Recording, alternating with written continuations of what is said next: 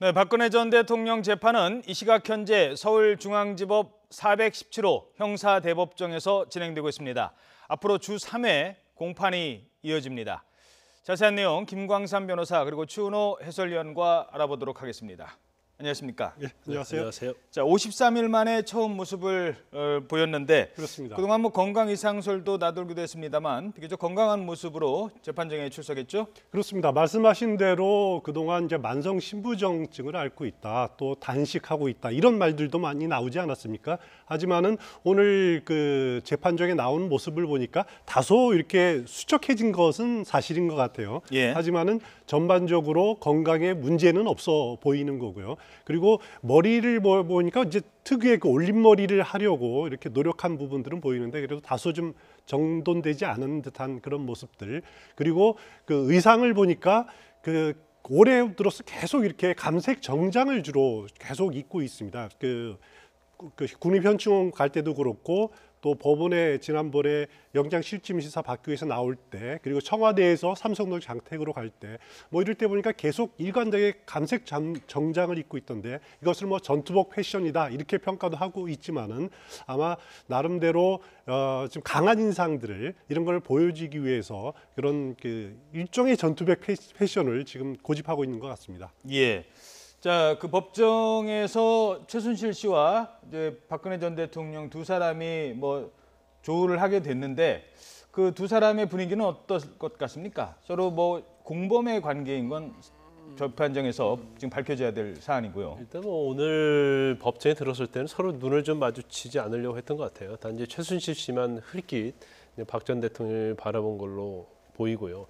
아마 일반적으로는 이제 대기실에서도 피고인을 분리를 하거든요. 그렇지만 한 대기실에서 같이 대기를 하다 들어오는 경우가 많은데 나중에 보면 일단 이번 오늘 법정을 보면 박 전 대통령이 먼저 들어왔잖아요. 예. 그다음에 최순실 씨가 나중에 들어왔단 말이에요. 그런데 이제 재판장이 좀 약간 피고인이 좀 도착이 늦어져서 좀 지연되고 있다 그런 얘기를 하지 않았습니까? 그렇다고 예. 한다면 같은 대기실에다가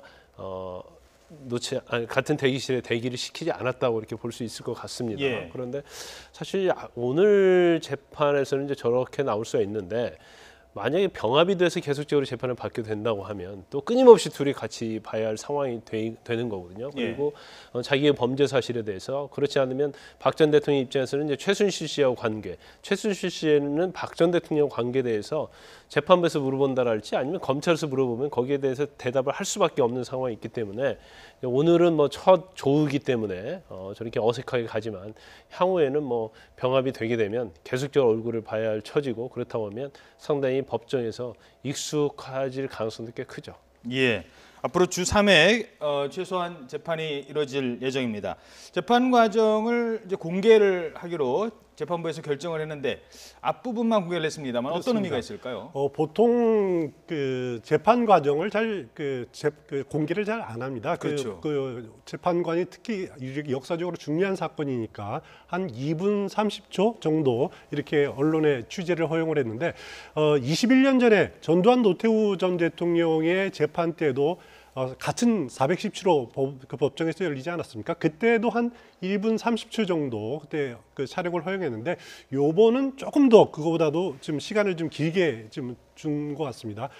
그렇지만 앞으로 재판 과정은 이제 새로운 사진 촬영이라든가 이런 것들은 좀 곤란할 거고요.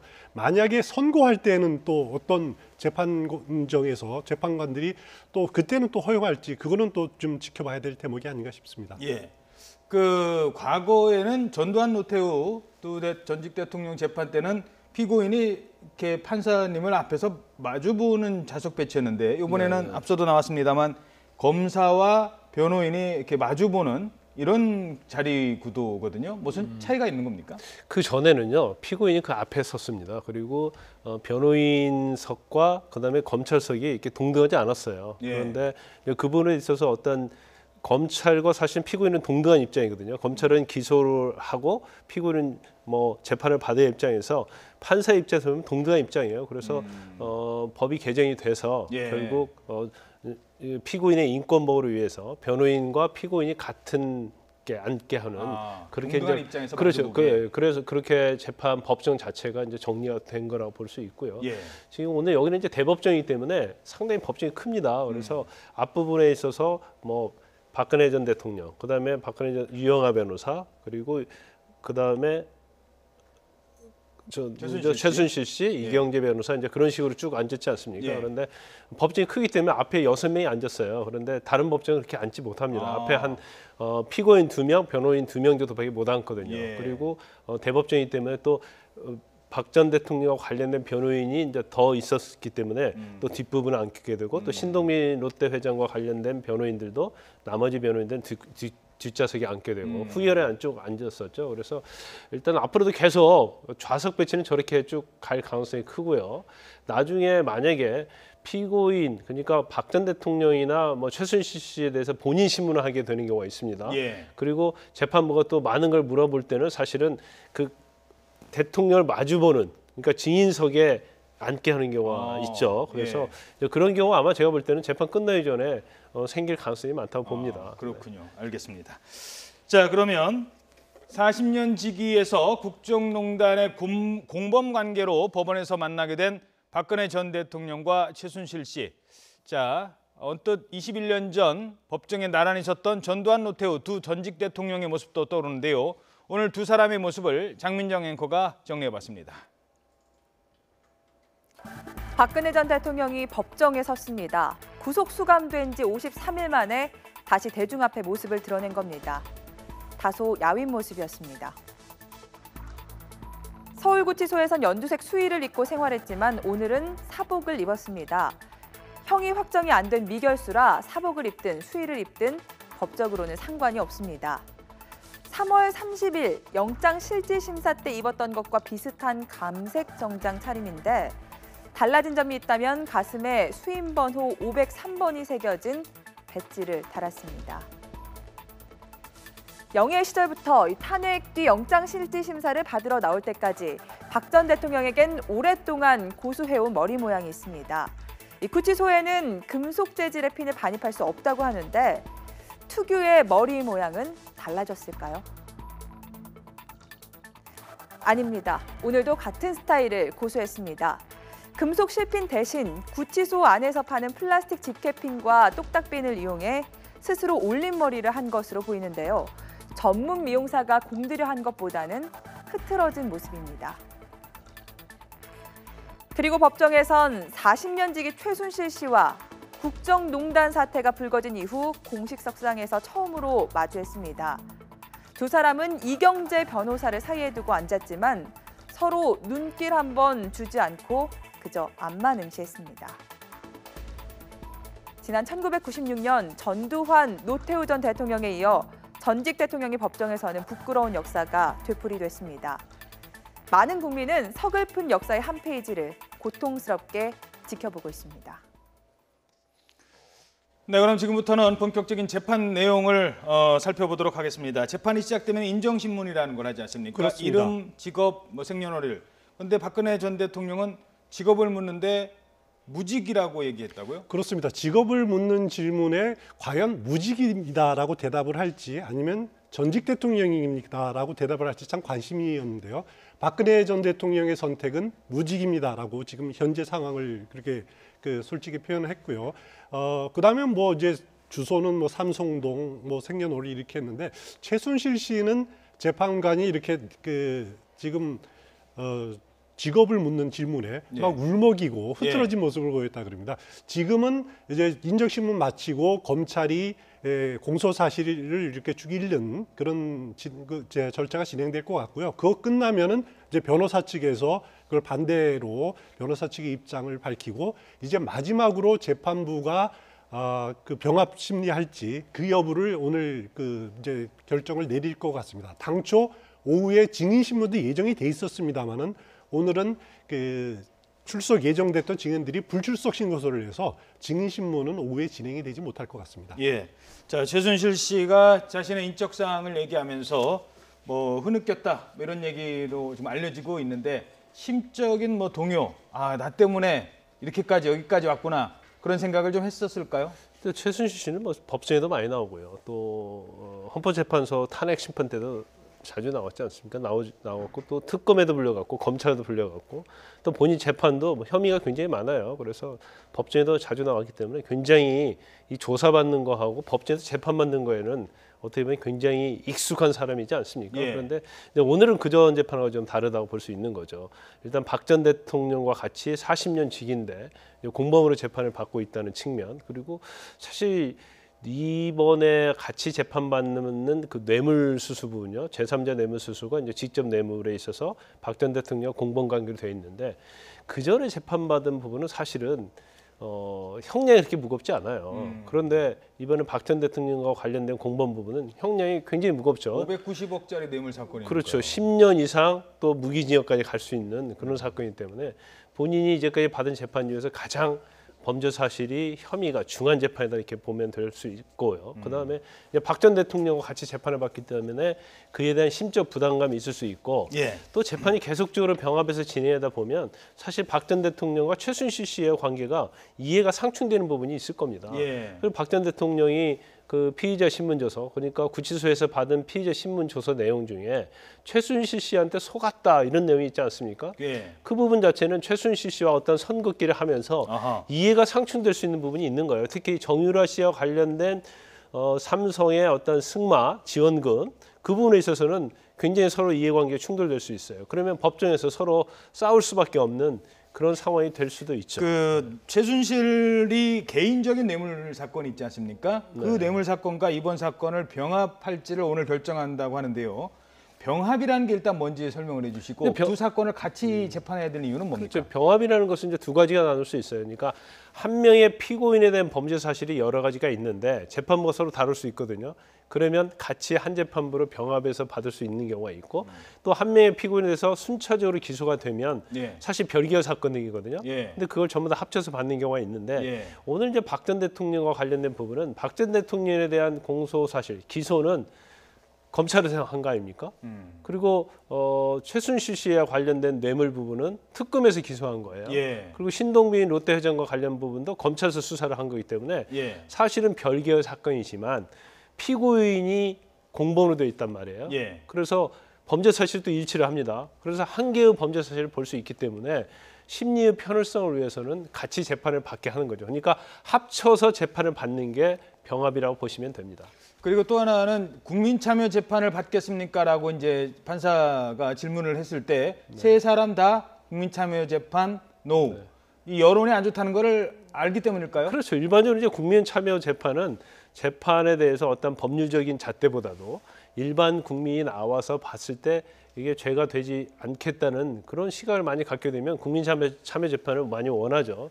특히 전에 이제 어떤 진보 성향이 있는 사람들이 자기가 양심에 의해서 어떠한 일을 했었는데 법에는 위반이 된단 말이에요. 예. 그 가능성이 크지만 일반적인 시각에서 보면 그렇지 않는다고 봤을 때는 굉장히 국민 참여 재판을 선호를 합니다.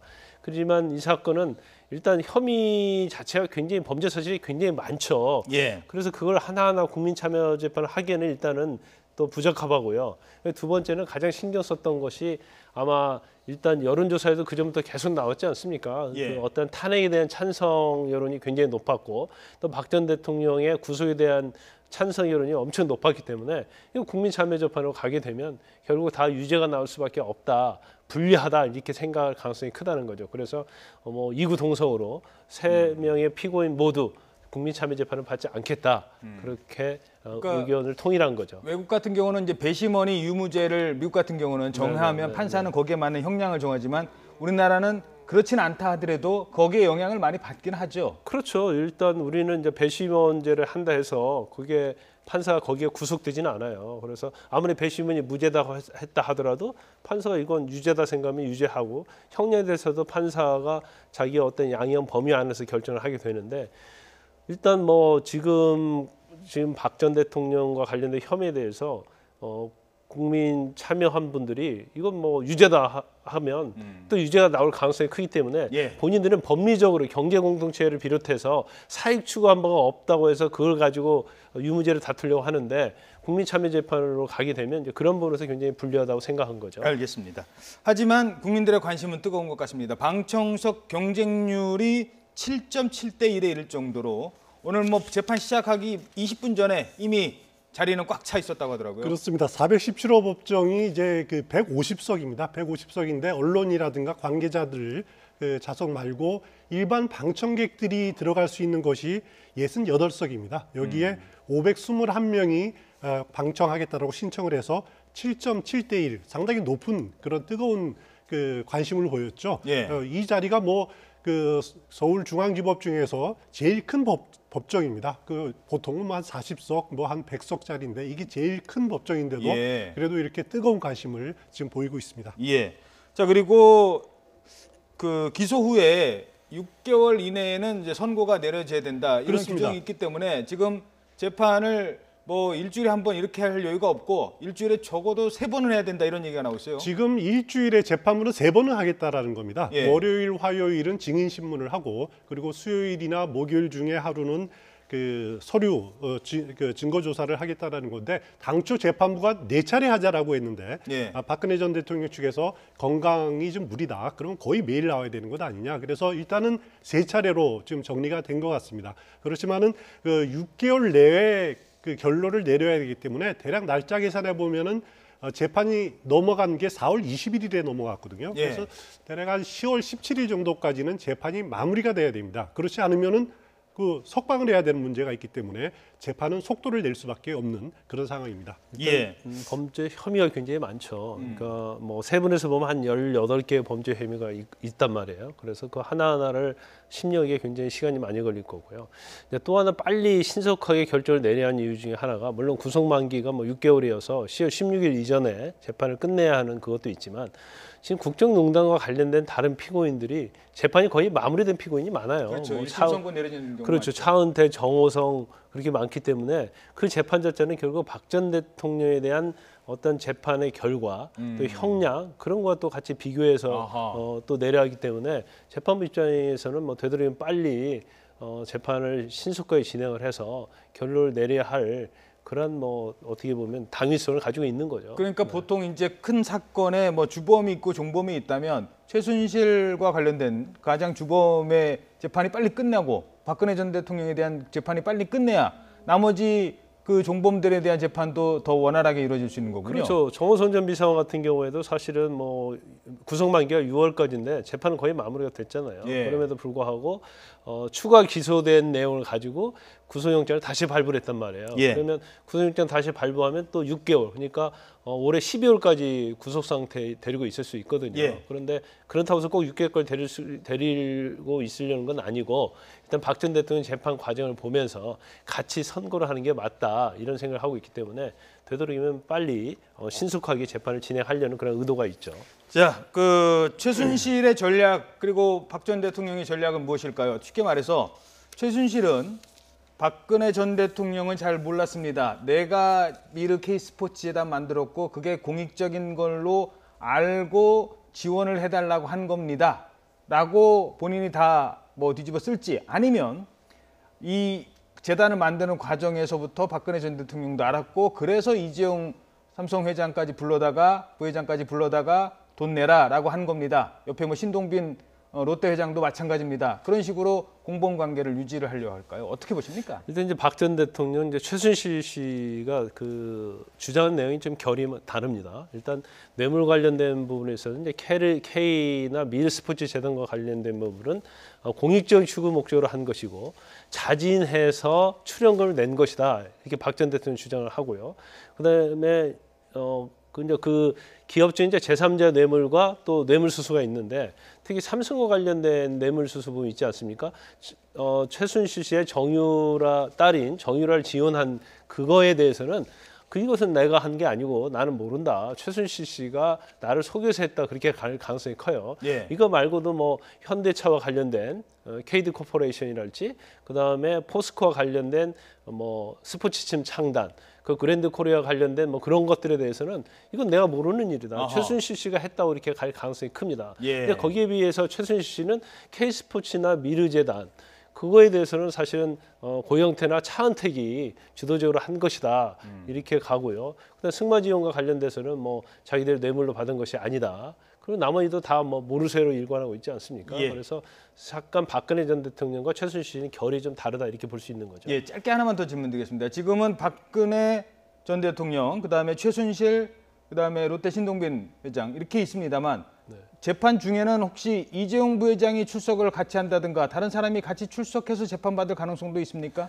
근데 이재용 부회장은 거의 상당 부분이 진행이 되기 때문에 같이 병합은 하지 않을 거예요. 그런데 단지 박근혜 전 대통령의 사건에 있어서 이재용 부회장이 증인으로 나올 수 있죠. 그래서 증인이 나와서 얼굴을 볼 수가 있고요. 이재용 부회장 재판에 있어서도 특검이 박 전 대통령이 증인으로 나와야 한다고 그렇게 얘기를 했지만 예. 그 부분은 아직 결정이 안 났어요. 그리고 이영선 전 행정관 재판에 있어서도 박 전 대통령이 지난 19일 날 증인으로 나와야 한다고 주장을 했지만 결국 불발이 됐죠. 그래서 박 전 대통령이 다른 재판의 증인으로는 가지 않으려고 할 것이고 단지 박 전 대통령 재판에 있어서는 무죄를 다투기 때문에 이재용 부회장이랄지 다른 증인들은 많이 나올 가능성이 크죠. 알겠습니다. 자, 박 전 대통령 재판 내용은 이 정도로 하도록 하고요. 시간 많지 않습니다만 오늘이 고 노무현 전 대통령 8주기인데요. 그렇습니다. 문재인 대통령이 참석을 할 예정이죠. 오후 2시 행사? 그렇습니다. 오후 2시인데 문재인 대통령은 그동안 뭐 7번의 추모식 꼭 자연인 신분으로 쭉 참석을 했습니다. 아하. 이번은 대통령 신분으로 처음 참석하는 건데 아마 추도식 끝 무렵에 인사말 한 7분 정도 인사말을 아마 할 것 같습니다. 예. 이 자리에서 노무현 전 대통령과 함께 꿈꿨던 그런 사람 사는 세상 그리고 차별이 없는 세상 뭐 이런 세상을 같이 꼭 실현하겠다 그런 의지를 피력할 것으로 예측을 해볼 수 있습니다. 8년 전 오늘 고 노무현 전 대통령의 서거 사실을 공식 확인한 사람이 바로 문재인 대통령인데요. 그렇습니다. 오늘 뭐 추도사라고 할까요? 어떤 메시지를 던질 것 같습니까? 굉장히 그 문재인 대통령으로는 감회가 굉장히 깊을 겁니다. 그래서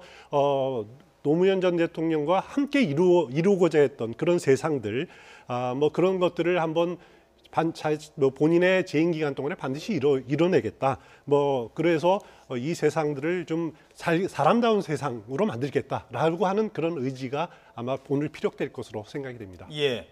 그 자유한국당은 오늘 불참하기로 했다는데요. 이유가 뭘까요? 자유한국당 박맹우 사무총장은 참석을 합니다. 하지만은 그동안에 보면은 그 원내대표라든가 이렇게 당의 대표급이 참석을 하는 경우가 많았는데 이번 경우에는 정우택 원내대표가 아니 고 박정희 대통령의 추도식에도 이렇게 민주당 인사들이 참석을 안 하는데 굳이 우리가 갈 필요가 있느냐? 막 이런 식으로 해서 이번은 이제 참석하지 않기로 이렇게 결정을 한 것 같습니다. 아마 제가 보기에는 자유한국당 정우택 원내대표를 비롯해서 이제 지도부들이 그래도 이제 보수층을 나름대로 이렇게 좀 결집해서 좀 각을 세우려는 그런 의도가 아닌가라는 해석을 해볼 수가 있습니다. 알겠습니다. 네. 지금까지 김광삼 변호사 그리고 추은호 YTN 해설위원이었습니다. 두 분 오늘 말씀 고맙습니다. 네.